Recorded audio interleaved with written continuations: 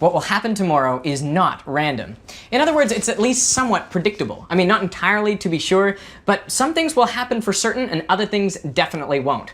For example, the sun will rise, water will still freeze at 0 degrees Celsius, and you won't become Michael Stevens. We know this because everything in the universe is made of 12 fundamental particles, and they interact in 4 predictable ways. What if I were able to determine the positions and velocities of every single one of these particles in the universe? Well, you would be the intelligence envisioned by Laplace, who thought if you could really figure out where everything is and how fast it's moving, you would know the entire future of the universe because you know how every particle interacts with every other particle. Wow, so nothing would be unpredictable, which means nothing would be random. Not even human behavior. Since we are made of the same fundamental particles as everything in the rest of the universe, everything we will ever do or have ever done would be determined by the information in the state of the universe at any one time. But what is information? Well, it seems to be fundamentally about order. The order of molecules in your DNA contain the information needed to make you. It is the order of zeros and ones streaming through the internet that contain all the information required to play this video. It is the order of letters that makes a word and the order of words that makes a sentence that carries information. So fundamentally, information seems to be about order, regularity. That is, until you really think about it. I mean, does every letter of a word carry the same amount of information? No. I mean, after a Q, you know almost for certain that the next letter will be a U. After a TH, there will probably be an E. So these letters carry very little information because you could predict them beforehand. They are redundant. In fact, the founder of information theory, Claude Shannon, estimated the redundancy of English at about 75%, which is why we can make sense of things like this. So English can be compressed because it is not random. It has patterns.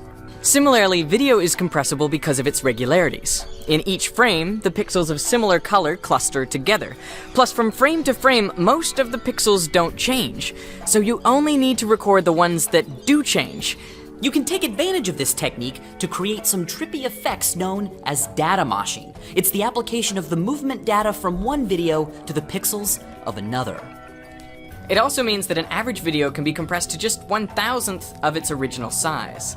But what is the most you can compress something? Well, anything that is not random, any patterns or regularities, can be reduced because they are predictable. So you can continue shrinking a file down until what you're left with is totally random. And that will contain all of the information of the original item, but distilled, pure information. So pure information is randomness. If you want to know how much information something contains, you need to know how random it is. And randomness is disorder, what we also call entropy. So information fundamentally is entropy. This makes sense if you consider a string of binary digits. For example, this string is perfectly ordered. It has very low entropy and it contains no information. That's the state of an erased hard drive. Now, this string contains slightly more information, but again, the regularities allow it to be easily compressed. So the string that contains the maximum amount of information is just a random set of zeros and ones. It has maximum entropy because it's totally disordered. You could not predict any of those digits by looking at any of the other digits. And if you wanted to send this information to someone, you would have no other option but to send the whole string of digits. There's no way to compress it. But here's the thing about any object that contains maximum information. For us as human beings, they carry no meaning. For example, a video containing maximum information would look like this. It is just white noise. The color of each pixel is independent of all the other pixels and they all change randomly. This video could not be compressed because it's already totally random. Now, a random sequence of DNA would not make an organism, and a random string of letters does not generally make a word. We are drawn to things that are neither perfectly ordered, containing no information, nor are they perfectly disordered, containing maximum information. Somewhere in the middle, we can recognize complex patterns, and that is where we derive meaning, in music, poetry, and ideas. It is this search for meaning that leads us to propose scientific theories, which, if you think about it, are really our way of compressing the universe. For For example, general relativity, our current theory of gravity, compresses into one short equation everything from how an apple falls to the Earth, to how the moon orbits the Earth, how all the planets orbit the sun, how the sun orbits a supermassive black hole at the center of our galaxy, how black holes form and behave, and how the whole universe expands out from the Big Bang. Now that we have this theory, the future is more predictable. I mean, we can predict eclipses thousands of years into the future. So with all of our scientific theories, does that mean that the universe is completely not random? That it is perfectly predictable?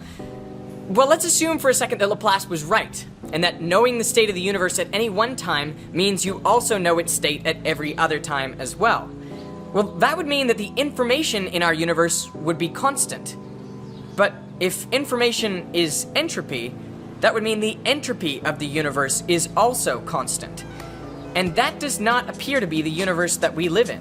The second law of thermodynamics states that entropy in the universe increases with time. Or in other words, things don't stir themselves apart.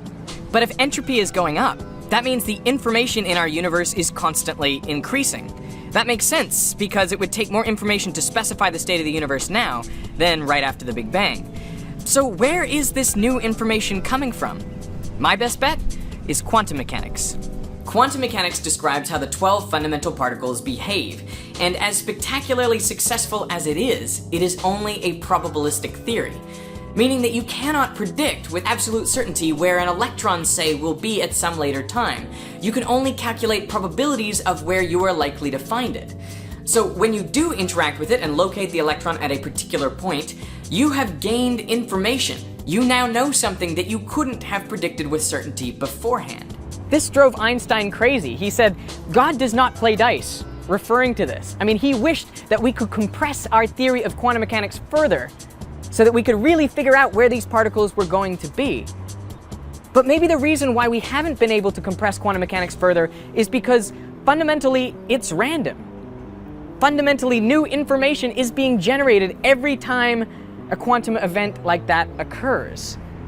In that case, it could be these quantum measurements which are driving up the entropy of the universe. They are creating new information all of the time, and that means the disorder in our universe must go up. This is what we observe as the second law of thermodynamics.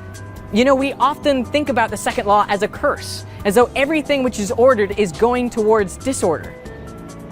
But maybe, it's only in a universe where this law is obeyed that the truly unexpected can occur, that the future can be actually undetermined. For us really to have free will, we need the second law of thermodynamics. Now, you might think that these quantum events are too small to have any meaningful impact on the evolution of the universe, but that is not true. And that's because there are physical systems which are so dependent, so sensitive to the initial conditions that any tiny change will end up making a big difference later down the track.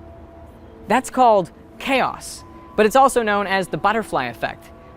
So you and I could be such physical systems, chaotic systems, and our free will could come from quantum events in our brains.